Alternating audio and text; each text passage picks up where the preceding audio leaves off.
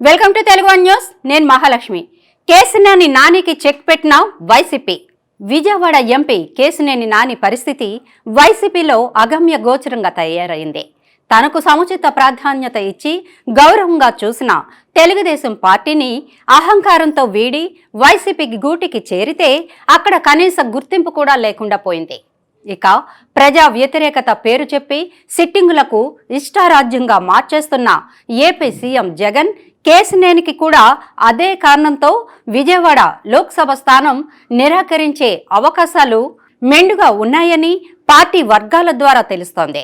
కేసినేని నాని తెలుగుదేశం పార్టీని వీడి వైసీపీలో చేరిన తర్వాత నుంచి ఆయనకు ఆ పార్టీలో అడుగడుగున అవమానాలు, పరాభవాలే ఎదురవుతున్నాయని పరిశీలకులు విశ్లేషిస్తున్నారు.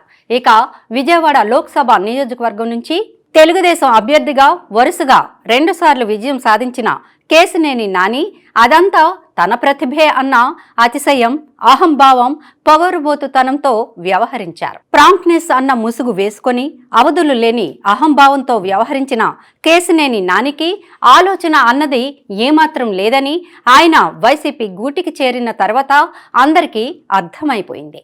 ఇక తెలుగుదేశం పార్టీలో ఉన్నప్పుడు ఆయన స్వతంత్రంగా వ్యవహరించేవారు. పార్టీ అధినేత సైతం ఆయనకు ప్రాధాన్యత ఇచ్చేవారు. కానీ వైసీపీలో చేరిన తర్వాత ఆయన పరిస్థితి గుంపులో గోవిందగా మారిపోయింది.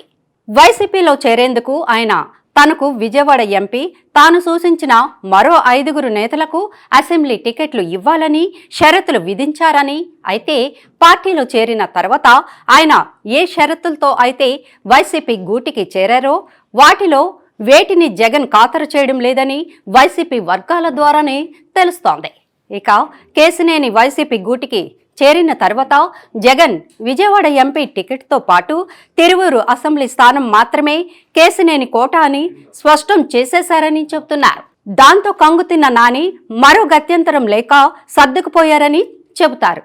ఇక తెలుగుదేశంలో ఉన్నప్పుడు విజయవాడలో పార్టీ పరంగా ఏ కార్యక్రమం జరిగినా ఎంపీ హోదాలో ఉన్న కేసినేని నానికి ప్రాధాన్యత లభించేది. వేదికపై చంద్రబాబు పక్కనే స్థానం కూడా ఉండేది. అయితే వైసీపీలో నానికి ఎలాంటి ప్రాధాన్యత లభించడం లేదు. విజయవాడలో పార్టీ కార్యక్రమాల్లో విజయసాయి రెడ్డి ముందు వరుసలో ఉండి మీడియాతో మాట్లాడితే స్వతంత్ర భావాలు ఉండి ఎక్కువ ప్రాధాన్యం కోరుకునే కేసినేని నాని మాత్రం ఎక్కడో వెనుక నిలబడి సర్దుకుపోవలసి వస్తోంది. దాంతో నాని పరిస్థితి కోరి తలవకొరివి పెట్టుకున్నట్లుగా మారిపోయింది. మింగలేక కక్కలేక ముఖం చాటేస్తున్న పరిస్థితి నెలకొంది.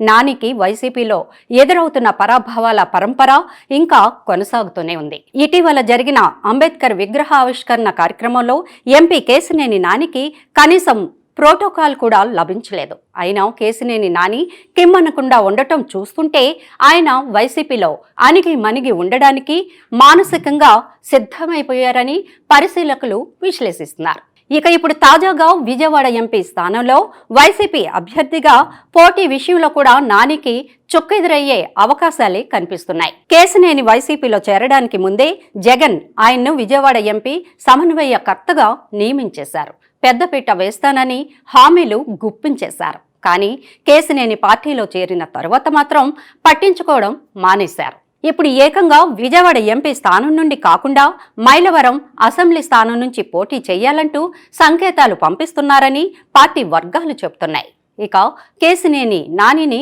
మైలవరం అసెంబ్లీ నియోజకవర్గ బాధ్యతలు చూసుకోవాలని జగన్ ఆదేశించినట్లు చెబుతున్నారు.